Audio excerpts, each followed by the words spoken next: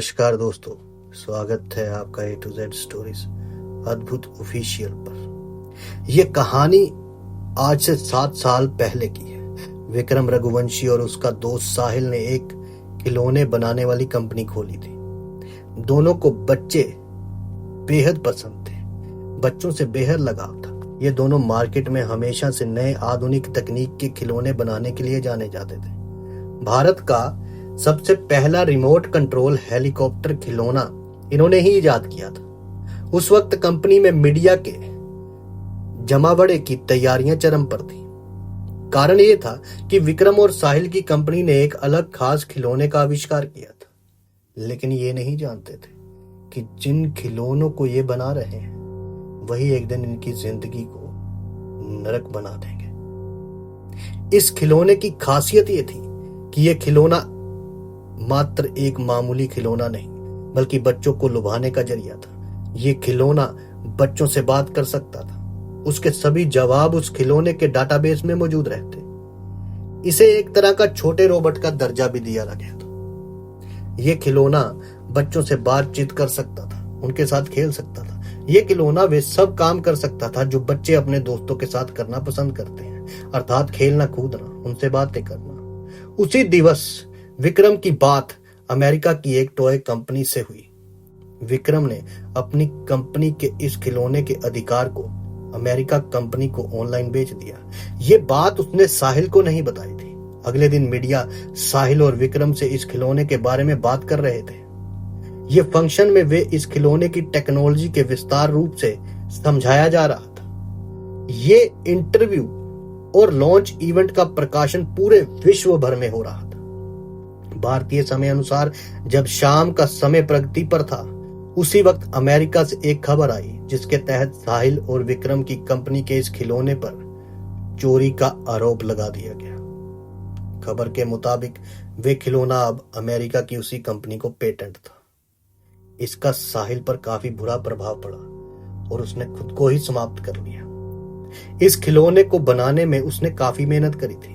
वे पेशे से इंजीनियर था, लेकिन इस सदमे में वे नहीं रह पा रहा था, तो इसलिए उसने वो कदम उठाया। लेकिन आज के वक्त अब वे खिलौनों की कंपनी के पूरी संपत्ति अकेले विक्रम की हो गई थी।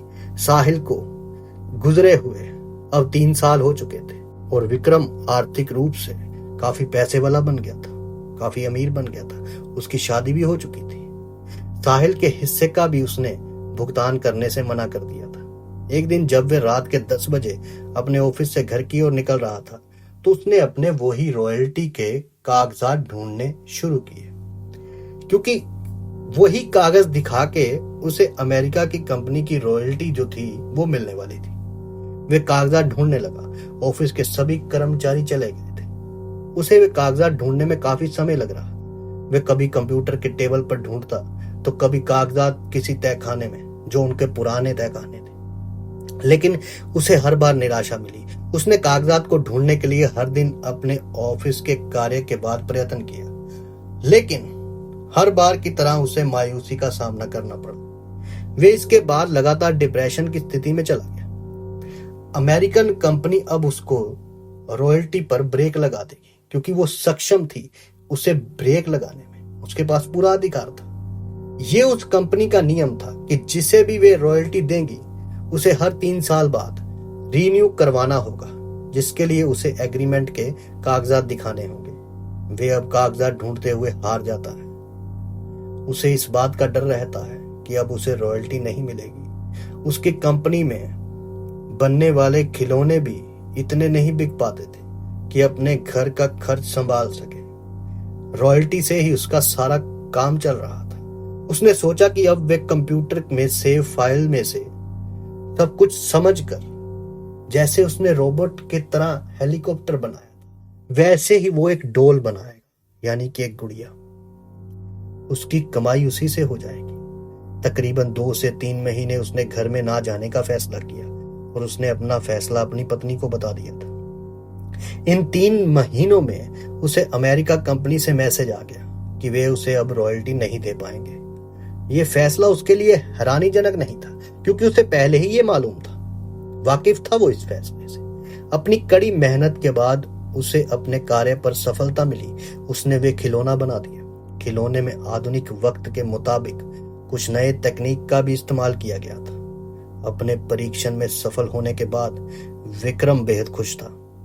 इतने महीने के मेहनत के बाद विक्रम अपने घर जा रहा था। उसका बच्चा भी उसके इंतजार में राह देख रहा था। विक्रम अपने घर की ओर निकलते हुए विक्रम ने खुद से बनाया हुआ खिलौना अपने बच्चे के लिए ले जाना मुनासिब समझा। विक्रम ने सोचा कि अब उसकी जिंदगी बदल जाएगी, वे फिर से खुशी भरा जीवन व्यतीत करने लग जाएगा। लेकिन उसे क्या मालूम था कि ये खिलौना उसे वर्तमान समय को, प्रेजेंट को एक बुरे लम्हे में बदल देगा।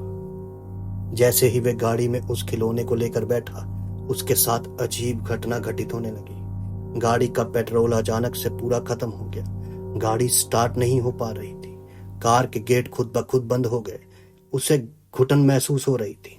खिलौने में से अजीब से हंसने की ध्वनि आने लगी। खिलौना हंस रहा था।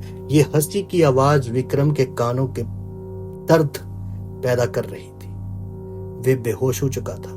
जब उठा तो खुद को अपने घर के बाहर पाया। उसके रोंगटे खड़े हो गए। वे घबरा चुका था कि उसके साथ आखिर ये क्या हुआ।